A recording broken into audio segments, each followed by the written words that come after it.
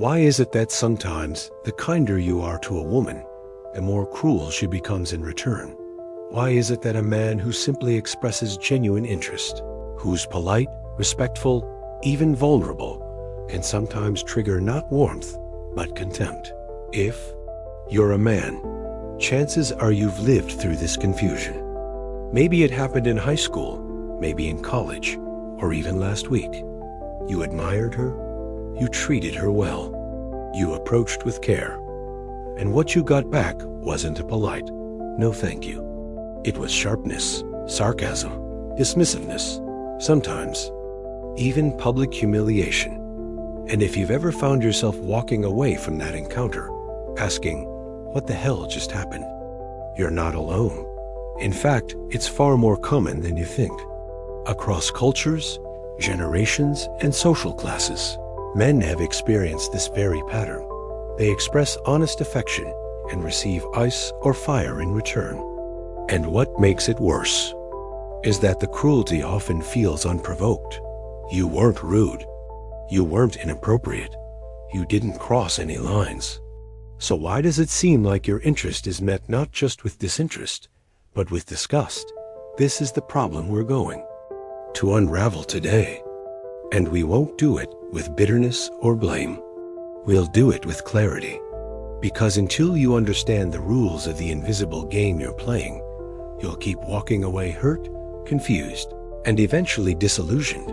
You see, most men are raised to believe that goodness equals desirability. That if you treat her right, she'll see your value. That being respectful, thoughtful, generous will win admiration and love. And while those traits absolutely matter in a relationship, they are often not the traits that open the door to one in the first place.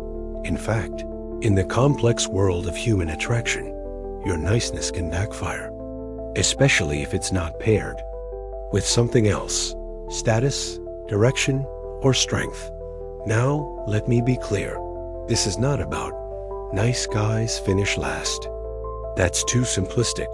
What we're going to do is go deeper, much deeper, because behind the confusion lies a hard truth, one that's uncomfortable at first, but ultimately freeing. Today, I'll walk you through a very personal story, one that left me confused and even a little wounded. But more importantly, I'll use that story to explain why this dynamic happens. Why some women, not all, but some will react with coldness or cruelty to the men who like them.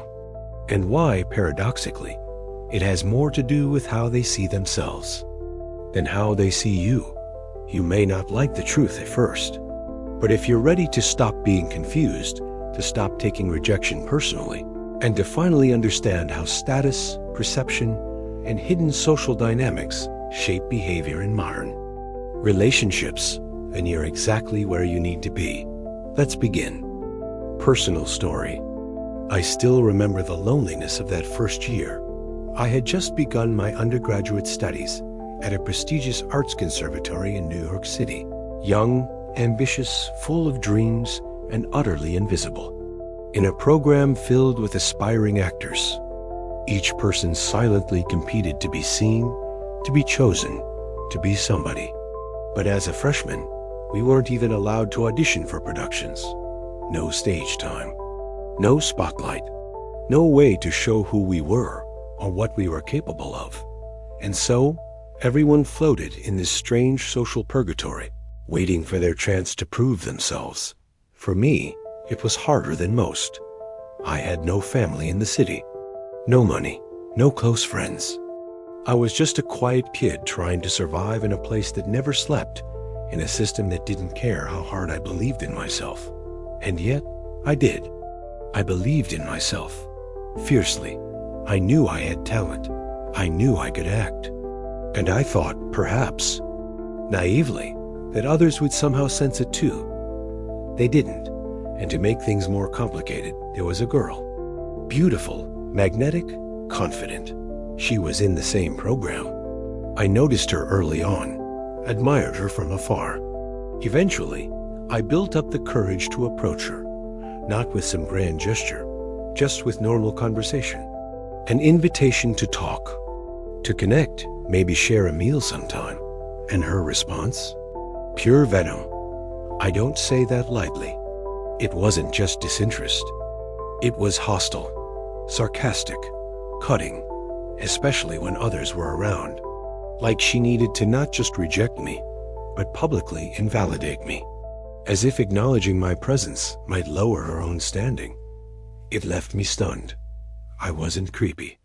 I wasn't aggressive. I wasn't disrespectful. I wasn't even confident, really.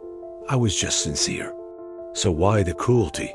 I spent hours replaying those moments, wondering what I'd said wrong, what I could have done differently. Was I too awkward? Too eager? Too invisible? Or maybe it was just me. Maybe I really was as lowly as she treated me. But somewhere, deep down, that voice in me, the one that brought me to the city in the first place, refused to die.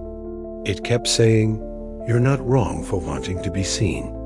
You're not worthless just because she doesn't see you yet." Still, it hurt. It would have been easier if she had just said no, if she had just walked away.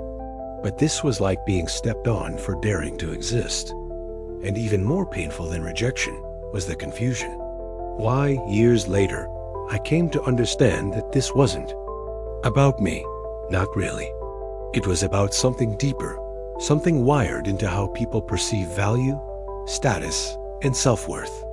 Something that had nothing to do with the content of my character or the purity of my intention. But at the time, all I felt was the sting. It was one of my first hard lessons in human behavior. That sometimes your sincerity can be mistaken for weakness.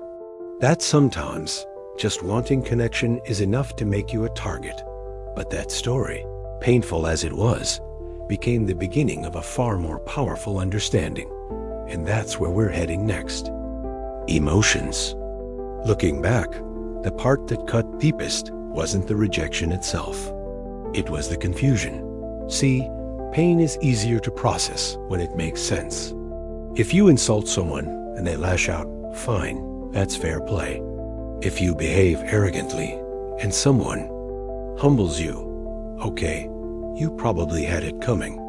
But when you walk into a moment with open hands and no hidden agenda, only to be met with cruelty, your brain short-circuits.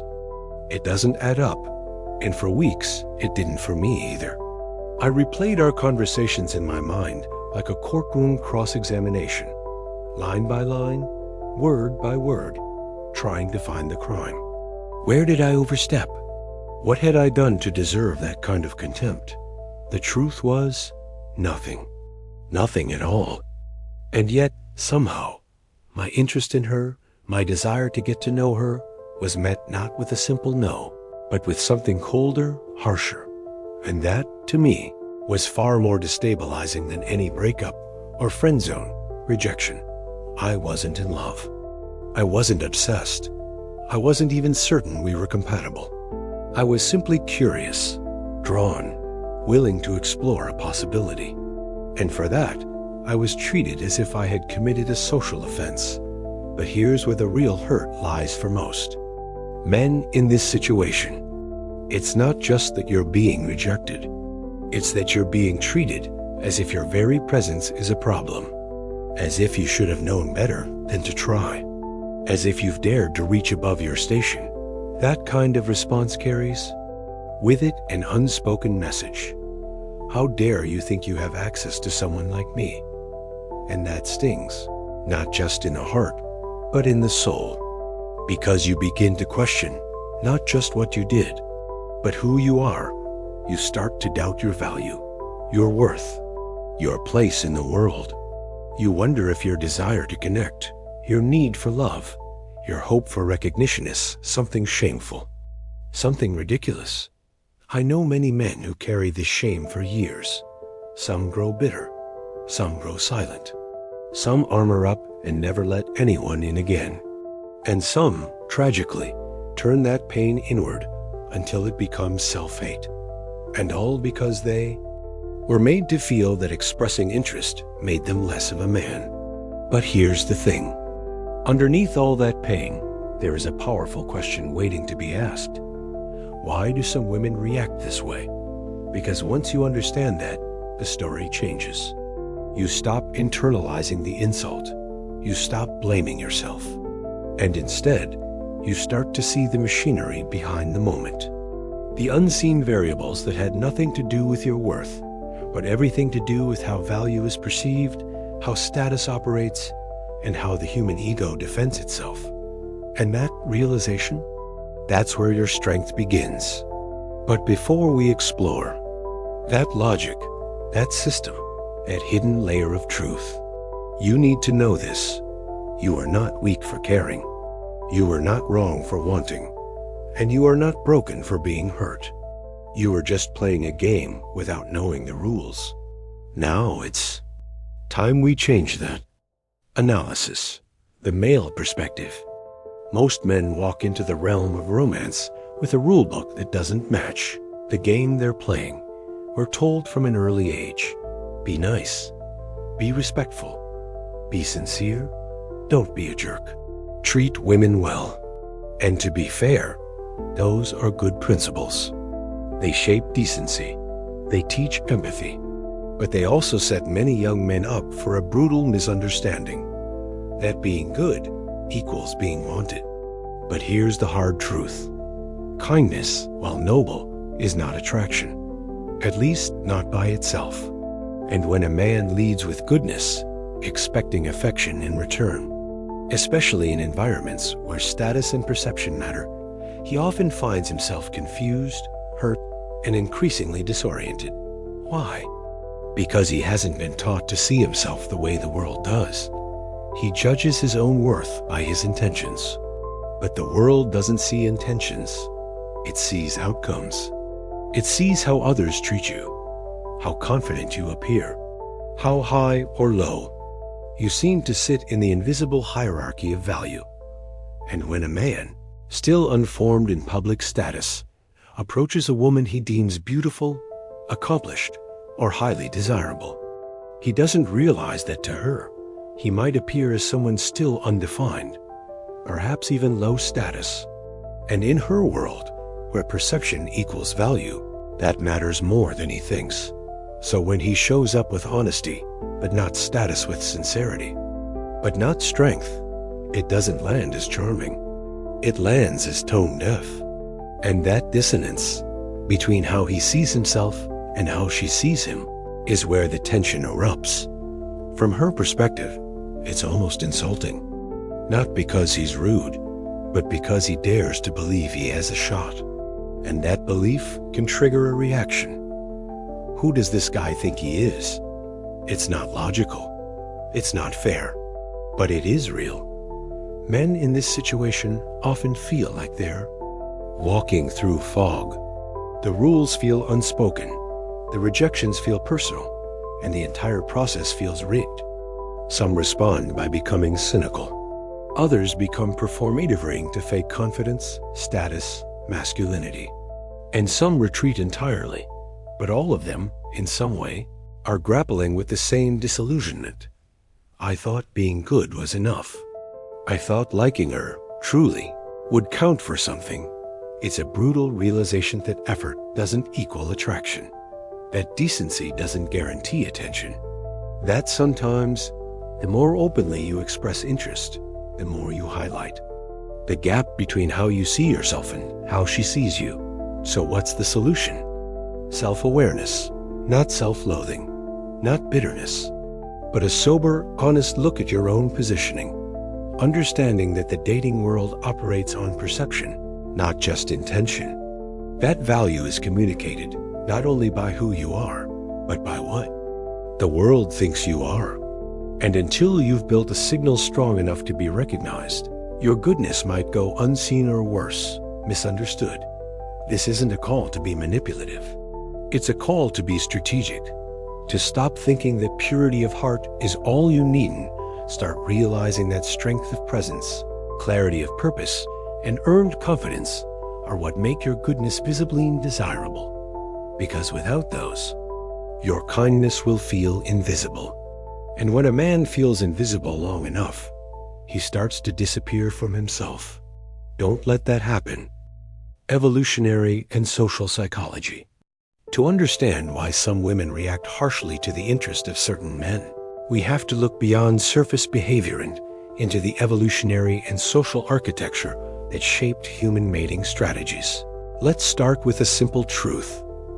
Women, across cultures and history, have been wired to select partners who offer security, strength, and upward mobility. Biologically, this makes sense. In the ancestral environment, choosing a mate wasn't just about romance. It was about survival. A woman who aligned herself with a man of higher status, competence, or resourcefulness increased the odds that her children would survive and thrive. This instinct still echoes in modern life. It's not about gold digging or materialism. It's about perception. Women are hypersensitive to cues of value, social, emotional, and physical. They're not just asking, "Do I like him?" They're unconsciously asking, "What does being seen with him say about me?" Now, here's where the tension arises. When a man of undefined or seemingly lower status expresses romantic interest in a woman who perceives herself as higher up the hierarchy, it can trigger a kind of ego threat. Not because he's done anything wrong, but because his pursuit creates an uncomfortable implication that he believes they are equals. To her, this might feel like an affront. She may not articulate it this way, but the logic runs deep. If he thinks we're on the same level, then maybe I'm not as high value as I thought I was. This is where hostility can enter the picture. Rather than calmly declining the approach, some women, especially those who are younger or emotionally immature, will respond with sharpness. Their reaction is not always conscious or calculated. It's protective. It's designed to restore the perceived imbalance by pushing him back down the ladder. This is why, in many cases, a low-status man's interest is received not just with rejection, but with rejection laced in condescension or cruelty. The subtext is, "Don't you dare assume access." And as harsh as that sounds, it's not limited to women. Human beings, in general, are status-aware creatures. We assess who's above or below us in almost every social setting. From boardrooms to high schools to dating apps, value is negotiated in glances, words, and signals. And any interaction that seems to violate these unspoken norms often sparks discomfort. In the world of dating, this plays out most vividly. Because relationships are not just private, they're social. They're visible. And who you're seen with affects how others see you. So when a woman feels that being pursued by a lower status man might damage her perceived value, her instinct might be to reject quickly, even aggressively. It's not always fair. It's not always mature, but it is real. Now, does this mean women only care about status? Of course not. But it does mean that status acts as a filter, an initial screening mechanism. And until a man passes through that filter, his virtues might remain unnoticed or even unwelcome. This is the evolutionary logic many men never learn. And so they keep mistaking rejection for injustice, when in reality, it's often just misalignment of perception, misalignment of positioning, and misalignment of how each party sees the other and themselves. But here's the good news. Perception can change. Status can be built. And we'll talk about how that happens in just a moment. Social judgment and the dating marketplace.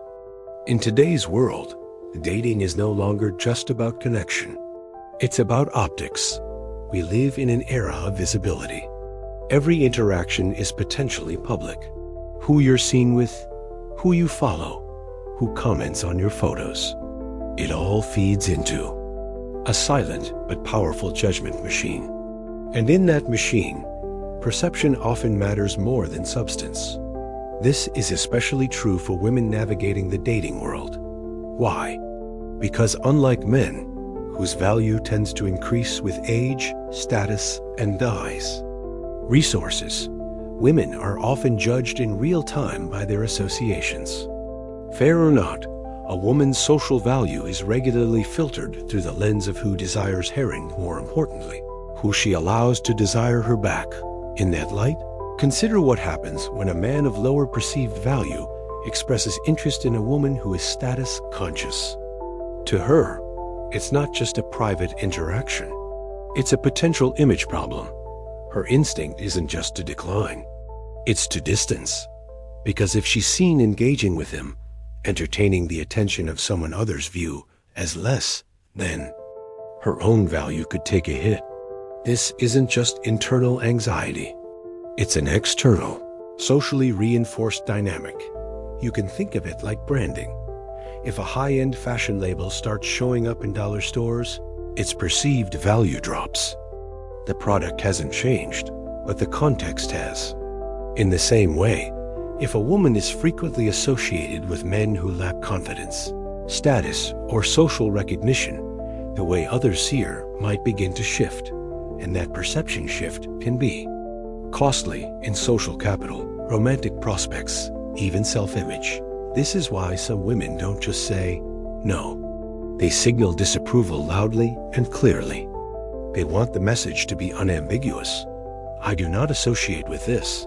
Again, this isn't about cruelty for cruelty's sake. It's about self-preservation in a social environment that judges women heavily based on who they attract and accept. Now, before this sounds like a wholesale indictment of women or modern culture, let's be honest, men do it too. Men often avoid being seen with women who don't match their image of desirability. In high-status circles, appearance matters. Alignment matters. It's not always fair, but it's very human. We all curate our associations to some degree. But here's where it becomes especially painful for men on the receiving end. They don't always understand this game is being played. They approach with sincerity, unaware that they're stepping into a branding equation. So when the woman responds with dismissiveness or disdain, it feels wildly disproportionate. But in her mind, she's not responding to him as a person. She's reacting to what being seen with him might imply. And if she's young, insecure, or deeply shaped by online validation, her reaction may be even more extreme. Because in a world that rewards impressions and punishes ambiguity, every second of association becomes a signal. That's the marketplace now. It's not about right or wrong. It's about what things mean and how quickly those meanings spread. If you're a man, understanding this dynamic won't necessarily make rejection easier, but it will make it clearer. You'll stop confusing personal failure with social signaling. You'll stop asking, "What's wrong with me?" and start asking, "What did this situation mean to her?" Asterisk, asterisk, and that shift from internal shame to external awareness is how you start playing the game with open eyes. Metaphor and real world example. Let me offer you a metaphor. Imagine you're a content creator. You've spent years building your platform, investing in equipment, refining your message, showing up day after day. After much struggle, you've gained traction. Your audience grows. People recognize your name. Brands reach out. The work is finally paying off. Then, one day, someone reaches out to collaborate. They've just started their channel last week. They have 12 followers. No real content. No brand direction. Their first episode is a shaky video of them interviewing their cousin in a dimly lit basement. Now, how do you respond? If you're a kind person, maybe you politely decline. If you're busy, maybe you ignore it. But let's be honest, no part of you is eager to say yes. And why? Is it because you're arrogant? Elitist? No, it's because you understand how value flows. A collaboration by nature is an exchange of visibility. When someone with a large platform features someone unknown, that lesser-known individual gains disproportionately. Meanwhile, the established creator risks diluting their brand. People start asking, why is he working with them? Or, is this the level he's at now? The message behind the collaboration often speaks louder than the content itself. Now, let's bring that metaphor back to dating. When a woman has spent years cultivating her image through education, social circles, appearance, online presence, she's built a kind of social brand. Whether consciously or not, she's aware of the signals that come with being seen with certain types of men. So when a man approaches her, one who hasn't yet developed status, presence, or confidence, it can feel to her like a bad collaboration offer. Not because he's a bad person, but because saying yes or even entertaining the conversation sends a message about where she perceives herself to be. And just like a content creator won't join every podcast with a dozen subscribers, a woman won't say yes to every man who expresses interest. It's not personal, it's positional. And just like the creator in our metaphor, she may ignore the request or reject it gently. But in some cases, especially if the approach is public or persistent, she might respond sharply, even dismissively, to send a clear boundary. Again, this isn't about cruelty. It's about brand management in a social world. The sad irony is this: the men who get shut down in this way often don't realize they're being evaluated on perception, not intention. They think their sincerity is the product. But in this system, sincerity isn't the product, status is. Now, let me be clear. I'm not defending arrogance, and I'm certainly not saying women are always right to behave harshly. But I am saying this: if you want to be seen, truly seen, by high-value people, romantically or professionally, you must first elevate your signal, because people don't respond to potential. They respond to proof. You don't have to fake anything. You don't have to be famous or rich or pretend to be something you're not. But you do have to build, earn credibility, refine presence, accumulate small wins that others can recognize. Then, when you make an approach, romantic or professional, it's no longer seen as an imbalance. It's seen as alignment. And in that moment, the conversation changes. Years passed. I kept my head down, focused on my craft, and put in the work, day after day, semester after semester. Once I became a sophomore, I was finally allowed to audition. And that's when things began to shift. At first, it was small, minor roles, modest productions. But slowly, something changed. My performances landed. My name started circulating. I wasn't invisible anymore. I was building something that others could see. And by the time I reached my final year, I had earned the lead role in the school's main stage production, the most prestigious spot in the entire program. For someone in that world, it was the equivalent of being concertmaster at Juilliard. And then she approached me. The same girl from my first year, the one who had met my interest with ice and fire. She looked at me, almost bewildered, and said, "Wow, you're the lead in the main stage? Who would have thought you'd come this far?" I looked her in the eye and said two words I had been waiting to say, not just to her, but to the world. I did, and I walked away. That moment wasn't about revenge. It wasn't about pride. It was about truth, about the quiet, persistent voice inside me that never stopped. Believing, even when no one else did, even when I had nothing to show for it, even when I was met with cruelty for simply daring to try. Because here's the truth I need you to hear. No one sees your potential, not at first. They see your outcomes. They see your status. They see your results. But potential? Potential is invisible. It lives in your gut, in your vision, in the invisible hours when no one is watching and no one cares. That's why your belief in yourself must come first. Before applause, before recognition, before any validation, you must believe. Because there will be seasons, long, difficult seasons, when you are the only one who does. And those are the moments that define everything. Look, the world is full of people who will misunderstand you, misjudge you, ignore you, dismiss you. Some of them will be women you admire.